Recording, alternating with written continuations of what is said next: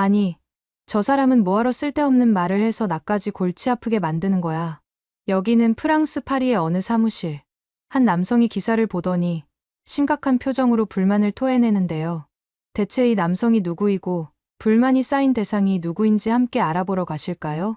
잠깐, 1초 만에 누를 수 있는 좋아요 버튼만 눌러주시면 영상 제작에 큰 힘이 됩니다.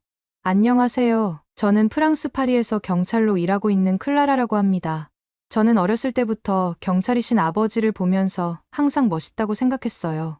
아버지처럼 정의로운 일을 하며 살고 싶다는 마음에 저도 경찰이 되어야겠다고 다짐했습니다. 그 꿈을 이루기 위해 생각보다 많은 준비가 필요하더라고요. 열심히 준비한 끝에 저는 프랑스에서 경찰이 될 수 있었답니다. 하지만 현실은 제가 상상했던 것과는 너무나도 달랐어요. 저는 경찰이 되면 나쁜 사람들로부터 선량한 시민들을 지키는 일만 할 줄 알았거든요. 그런데 때로는 죄를 짓지 않은 사람들을 체포하거나 강하게 제압해야 하는 상황이 생기더라고요. 그럴 때마다 큰 괴리감을 느끼며 회의감에 빠지곤 했답니다. 예를 들면요. 실제로 프랑스에서는 노동법 개정안에 반대하는 대규모 시위가 자주 열려요.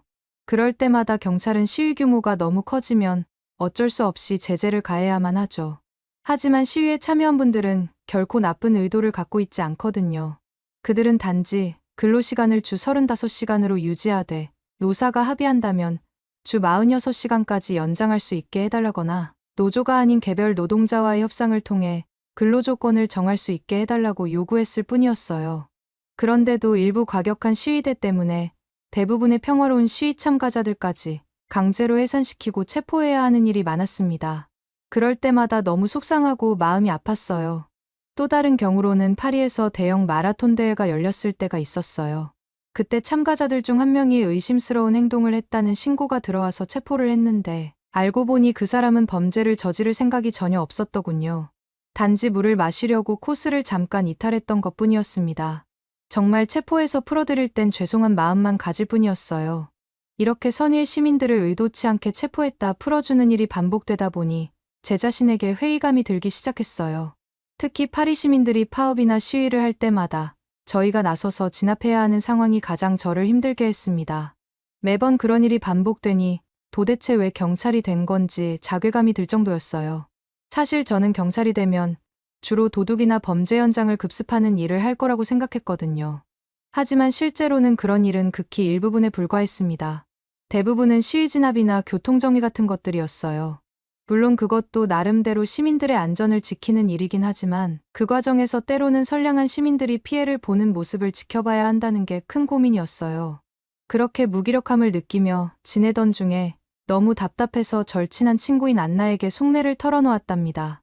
그랬더니 안나는 제가 심각한 번아웃 증세를 보이는 것 같다면서 휴가를 내서 재충전의 시간을 갖는 것이 어떻겠냐고 제안했어요. 돌이켜보니 그동안 휴가 한번 제대로 가본 적이 없었던 것 같더라고요. 이어서 안나는 자기가 살고 있는 한국에 한번 놀러와 보라고 권했어요. 사실 안나는 학생 시절부터 한국 영화에 푹 빠져서 한국어를 열심히 배운 덕분에 지금은 한국에서 정착해 살면서 불어 선생님으로 일하고 있거든요. 안나를 본 지도 벌써 3년이나 되었는데 그 친구는 항상 한국에서의 행복한 나날들을 자랑하면서 저더러 꼭 와보라고 했었습니다. 하지만 매번 시위 진압이나 교통정리 같은 바쁜 업무에 치여서 좀처럼 시간을 내기 힘들었어요. 아무래도 파리에서 한국까지 가는데 좋기 15시간은 걸리잖아요. 이번 기회에 번아웃도 해소하고 오랜만에 안나도 만나는 겸해서 한국 여행을 가보기로 했습니다. 제가 한국에 간다고 하자 안나는 무척 기뻐하면서 제가 도착하는 날에 맞춰 모든 일정을 비워두고 맛집부터 코스까지 다 짜놓겠다고 약속했어요. 저는 오랜만에 안나랑 놀 생각에 기대감에 찬 채 한국행 비행기를 탔답니다. 인천공항에서 반갑게 저를 맞이한 안나의 모습은 3년 전이랑 하나도 변함이 없더라고요. 안나는 너무 반가웠는지 저를 꼭 껴안으면서 한국에 있는 동안만큼은 프랑스에서의 일은 잠시 잊고 즐겁게 지내자고 했습니다. 안나는 우선 자기 집에서 짐부터 풀어야 할 것 같다면서 지하철을 타고 가자고 했어요.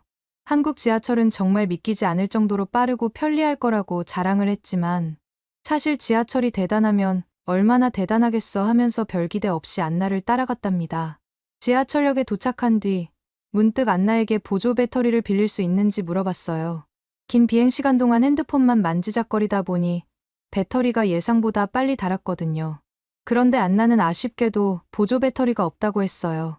대신 조금만 기다리면 역사 안에 스마트폰 충전기가 구비되어 있으니 거기서 충전하고 가면 된다고 알려줬죠. 처음에는 지하철역에 어떻게 충전기가 있을까 싶었는데 역에 도착해보니 정말로 고속 무선 충전기가 비치되어 있는 거예요. 안나는 그 충전기라면 잠깐 동안이라도 꽤 많이 배터리가 충전될 거라고 기다려줄 테니 충전하자고 하더라고요. 저는 안나에게 당연히 지하철역에 콘센트가 있어서 코드를 꼽아서 충전을 해야 되는 줄 알았다고 하자 안나가 웃으면서 제 핸드폰을 받아서 무선 충전기 위에 올려주더군요. 몇 분 만에 생각한 것보다 많은 양의 배터리가 충전되어서 무사히 한국에 도착했다는 소식을 부모님께 전할 수 있었답니다. 제가 그렇게 부모님께 연락하는 사이에 안나가 저를 위해 일회용 지하철표를 구매할 수 있는 곳으로 혼자 가더니 아주 빠르게 일회용 승차권을 뽑아오더군요. 저는 당연히 지하철표라고 하길래 프랑스에서처럼 종이로 만들어진 표를 줄 줄 알았어요. 하지만 안나는 제게 종이가 아닌 플라스틱 카드를 내밀더라고요. 안나한테 이게 뭐냐고 하니까 안나는 이건 일회용 승차권이라고 하면서 한국에서는 종이 승차권이 아닌 모든 승차권이 플라스틱 카드로 만들어지거나 핸드폰으로 이용한다고 설명해 주더군요. 프랑스에서 타던 지하철과는 정말 다른 시스템이라 신기했답니다. 안나가 준 일회용 승차권이 너무 특이해 보여서 이리저리 사진도 찍었어요. 그러자 안나가 목적지에 도착해서 이 카드를 보증금 반환기에 넣으면 500원도 다시 받을 수 있다고 자랑하더라고요. 저는 체계적인 한국의 지하철 시스템을 보고는 너무 신기해서 안나한테 엄지를 척 내보이면서 한국 정말 장난 없다고 말을 했답니다. 가장 놀라웠던 건 지하에 있는 지하철역이라서 환기가 분명히 잘 안 될 텐데 왜 하나도 냄새가 안 나는지였어요. 프랑스는 사실 지하철역으로 들어서자마자 코를 막을 정도의 심한 찌린내가 나는 게 다반사거든요. 그렇게 한국 지하철역을 제가 신기하게 두리번거리자 안나는 제 손을 잡고 지하철은 실컷 탈 때니까 탈 때마다 구경하면 된다면서 개찰구로 이끌더라고요. 개찰구에서 일회용 승차권을 찍고 들어왔는데 갑자기 배가 너무 아파지기 시작했어요. 안나한테 배가 아파서 미칠 것 같다고 얘기하면서 이 주변에 화장실이 어디 있는지 급하게 물어봤습니다. 그랬더니 안나가 지하철역 안에 화장실이 있으니 굳이 바깥으로 나갈 필요 없다고 말을 하더군요. 저는 믿을 수가 없어서 안나한테 한 번 더 물어봤어요. 혹시나 제가 잘못 이해했나 싶었거든요. 프랑스 지하철역에는 화장실을 볼 수 있는 경우가 극히 드물거든요. 다시 되묻는 저를 보면서 안나는 개찰구 밖을 가리키면서 저쪽 어딘가 화장실이 있을 거라고 하더군요. 그러면서 안나는 한국의 모든 지하철역에는 화장실이 마련되어 있다는 거예요. 안나한테 너무 급하니 빨리 화장실을 알려달라고 하니까 안나가 저 밖에 화장실 표시가 있는 것 같다면서 같이 가자고 하더라고요. 그렇게 안나 뒤를 발을 동동거리면서 쫓아갔는데 문제가 생겼답니다. 화장실은 개찰구 밖에 있는데 다시 찍고 나가면 제 일회용 승차권은 이미 다 쓴 게 되는 거잖아요. 저는 안나한테 한 번 더 승차권을 구매해도 좋으니 빨리 나가자고 앞장서려고 했어요. 하지만 안나는 빨리 밖으로 나서는 저를 잠시 붙잡고 걱정하지 말라면서 갑자기 개찰구 쪽으로 급하게 가더니 어떤 버튼을 누르더라고요. 음악이 흘러나오면서 수화기에서 한국말로 뭔가 방송이 흘러나왔어요. 그런데 안나가 한마디 하자 개찰구 문이 스르륵 열리더라고요. 이게 어떻게 된 일인지 너무 신기해서 당장 묻고는 싶었지만 볼 일이 더 급했던 저는 안나에게 캐리어 좀 맡아달라 부탁하고 재빨리 화장실로 달려갔답니다. 화장실에서 볼일을 보고 손을 씻으면서도 화장실을 둘러보면서 신기하다는 말이 절로 나왔어요. 어떻게 지하철역마다 이렇게 깨끗하고 잘 관리된 공중 화장실이 있는 건지, 그것도 무료로 이용할 수 있는 건지 믿을 수 없었거든요. 프랑스 공중 화장실에서는 이 정도 깔끔함이 절대로 나올 수 없거든요. 시원하게 화장실을 다녀온 뒤 안나에게 아까 그 개찰구에서 한국인과 도대체 무슨 대화를 나눴냐고 물어봤어요.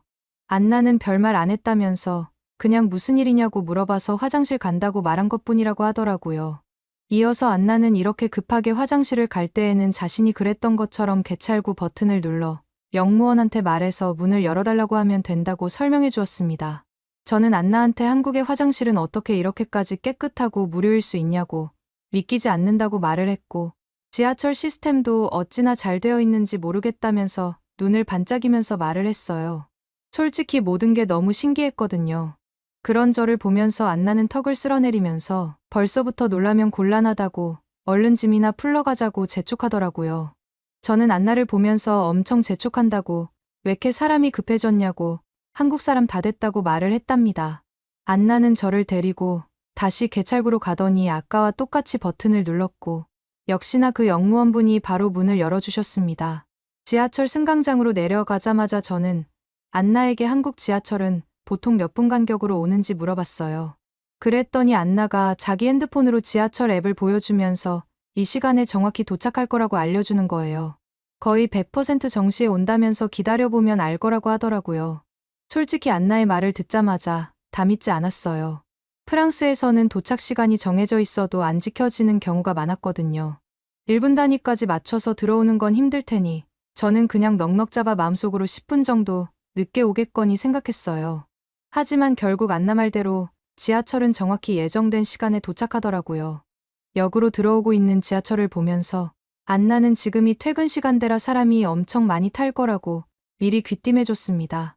저는 저렇게 꽉 찬 지하철을 보면서 과연 거기에 탈 수 있을지 의문이 들었어요. 안나는 제 반응을 보면서 자기도 처음에 한국 왔을 때는 저렇게 사람들이 꽉 찬 지하철은 도저히 탈 수 없을 거라고 생각했다고 하더군요. 그런데 안 타고 싶어도 결국 어쩔 수 없이 타게 될 거라고 하는 거예요. 저는 안나의 말이 도대체 무슨 말인지 이해가 안 돼서 일단 문이 열리길 기다렸답니다. 지하철 문이 열리자마자 뒤에 있던 사람들이 천천히 제 쪽으로 오다 보니 저도 모르게 안으로 조금씩 걸어 들어가고 있더라고요. 자연스럽게 저는 지하철에 타게 되었답니다.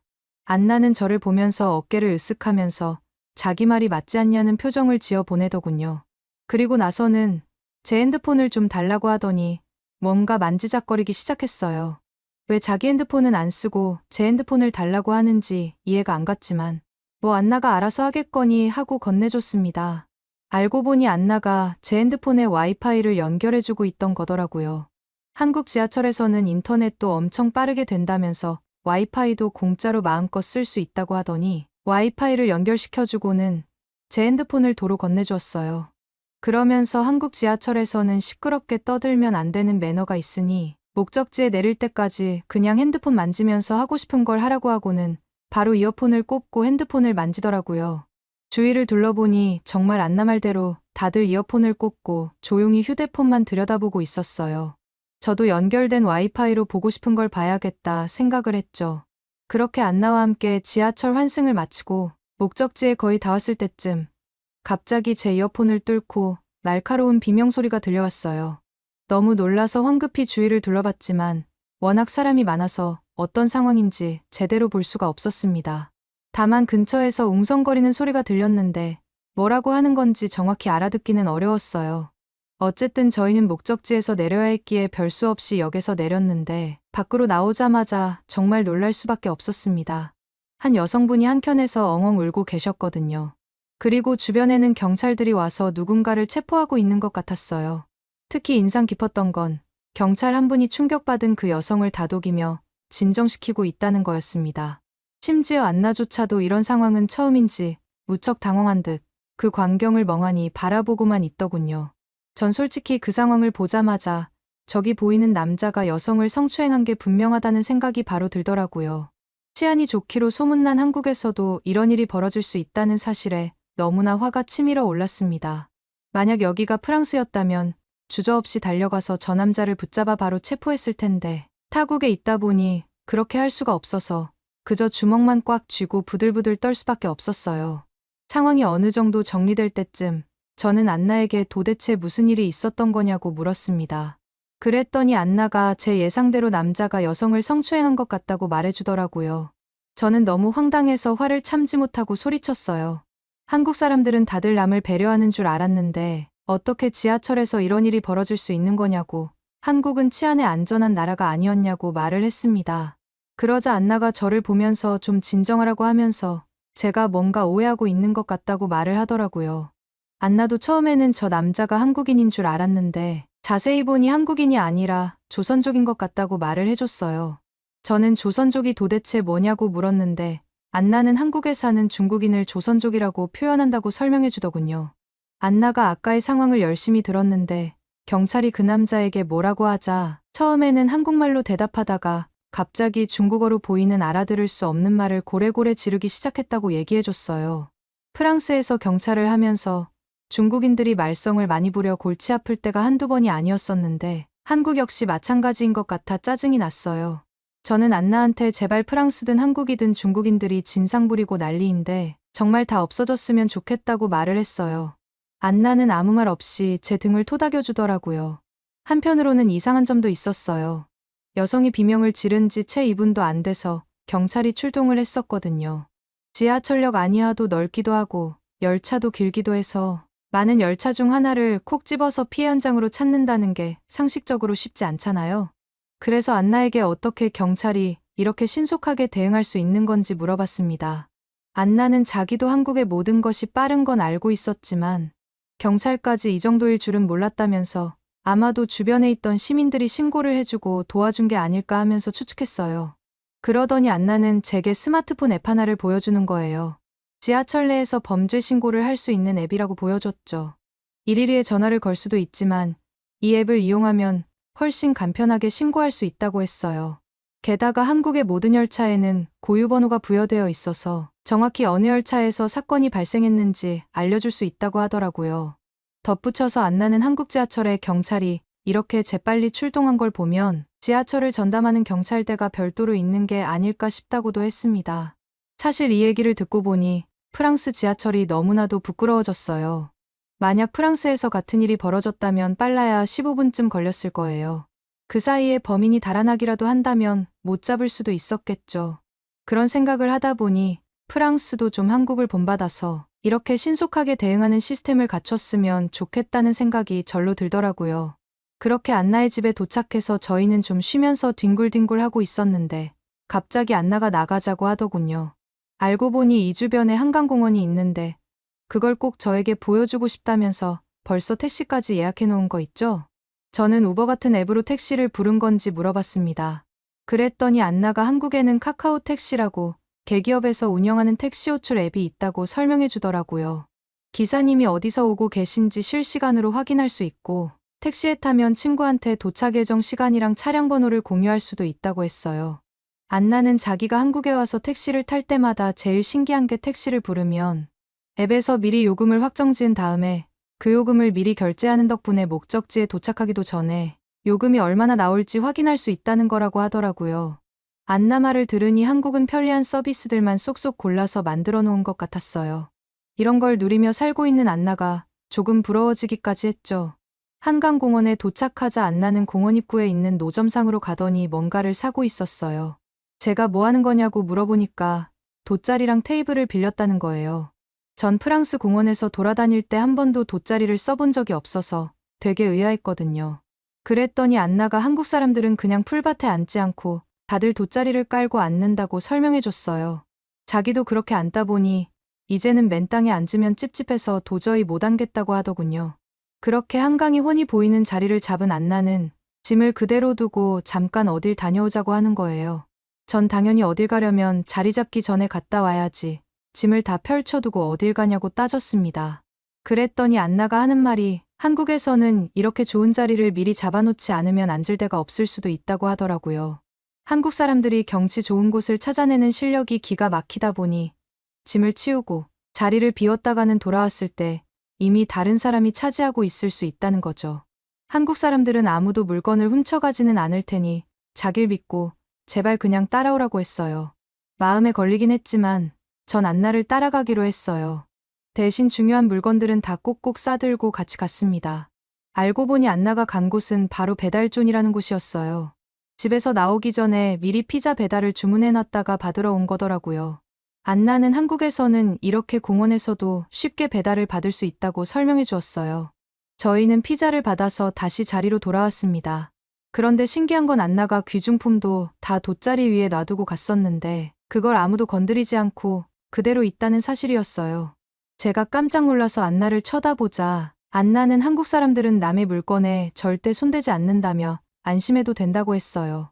심지어 노숙자들조차도 남의 물건에 손을 대지 않는 게 한국이라면서 프랑스에 있을 때처럼 늘 긴장할 필요는 없다고 하더라고요. 그렇게 안심하고 한강을 바라보며 피자를 먹는데 정말 물이 너무 파랗고 넓어서 가슴이 뻥 뚫리는 느낌이었어요. 피자 맛도 정말 좋았습니다. 사실 프랑스에도 피자가 많아서 왜 하필 한국에서 시켜 먹나 싶었는데 프랑스 피자랑 비교하면은 토핑도 더 푸짐하고 치즈도 듬뿍 들어가서 씹는 맛이 살아있더라고요. 피자를 4조각이나 먹으면서 저는 계속 한강물이 어떻게 저렇게 깨끗할 수 있냐고 감탄했어요. 그리고 한국이라는 나라에는 어떻게 더러운 곳이 한 곳도 없는지 신기해했어요. 그랬더니 안나는 사실 한강도 원래는 센강처럼 오염이 심각했는데 대대적으로 정화 작업을 거쳐서 지금처럼 된 거라고 하더라고요.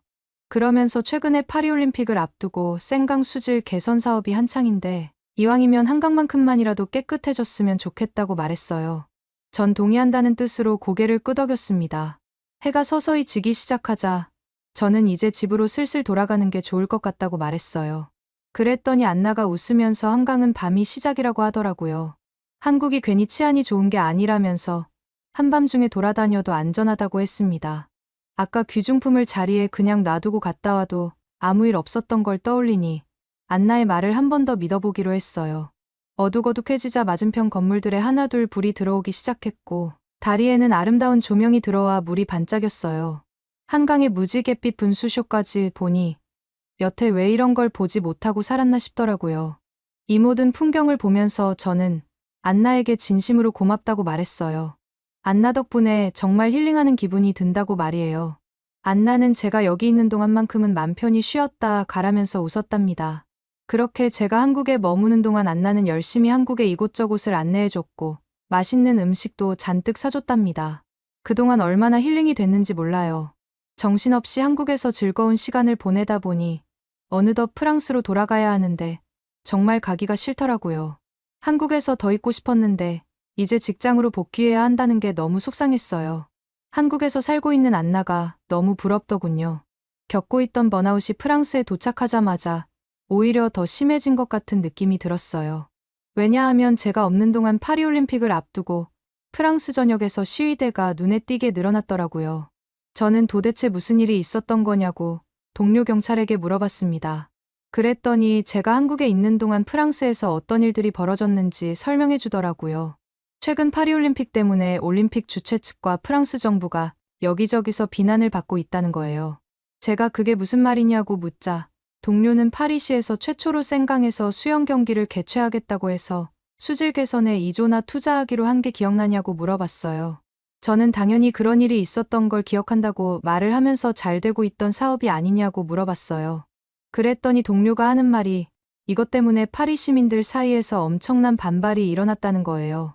그냥 세계 최초라는 타이틀 때문에 다른 데 쓸 수 있는 소중한 예산을 센강에 쏟아부었다며 시민들이 분노하고 있다고 하더군요. 게다가 막상 수질 개선 사업을 진행했는데도 별 효과가 없어서 최근 검사 결과 수영 경기를 진행하기에는 부적합하다는 판정까지 받았다고 말해줬습니다. 이 소식에 격분한 시민들은 파리 시장이 직접 센강에서 수영하기로 한 날짜에 맞춰서 일부러 강에 오물을 버리자는 시위까지 계획 중이라고 하더라고요. 하지만 정작 파리 시장은 자신이 센강에서 수영하겠다고 한 6월 23일에 강수위가 높아져서 결국 수영을 하지 못했다는 말만 기자회견에서 남겼대요.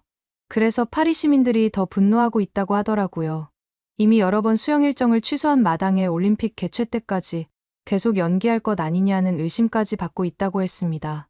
게다가 올림픽 준비 때문에 파리 지하철 요금과 각종 관광지 입장료마저 2배 가까이 오른 데다 관광객들을 받아들이기 위해 정작 파리에 사는 시민들은 도시 바깥으로 밀어내는 사태까지 벌어지고 있다고 했어요. 이에 화가 난 파리 시민들은 SNS에 파리 보이콧 운동을 벌이고 있고 이 영상이 전 세계로 퍼지면서 파리행을 계획했던 관광객들조차 여행을 취소하는 분위기가 형성되고 있다고 했어요. 여기에 더해서 파리시에서 올림픽의 친환경, 저탄소 이미지를 내세우겠다고 선수들에게 제공하는 숙소 침대를 골판지로 만들고 에어컨 대신 선풍기를 한 대씩만 지원하겠다고 발표했대요. 이런 열악한 환경 탓에 선수들이 제 실력을 발휘하지 못할 거란 우려까지 나오면서 많은 사람들이 아예 파리올림픽 보기를 거부하겠다는 여론이 형성되고 있다네요. 마지막으로 동료가 전해준 소식은 최근 파리시장이 센강에서 수영 경기를 펼쳐도 될 정도로 수질을 개선했다는 걸 증명하기 위해 올림픽 전에 경찰청장과 함께 강에서 수영하겠다고 공언했다는 거예요. 그런데 경찰청장조차도 괜히 파리시장 때문에 그 지저분한 생강에서 헤엄쳐야 한다는 사실에 골치 아파한다는 소문이 들린다는 거 있죠? 이런 모습을 보다 보면 대체 파리올림픽이 누구를 위해 열리는 건지 싶다니까요.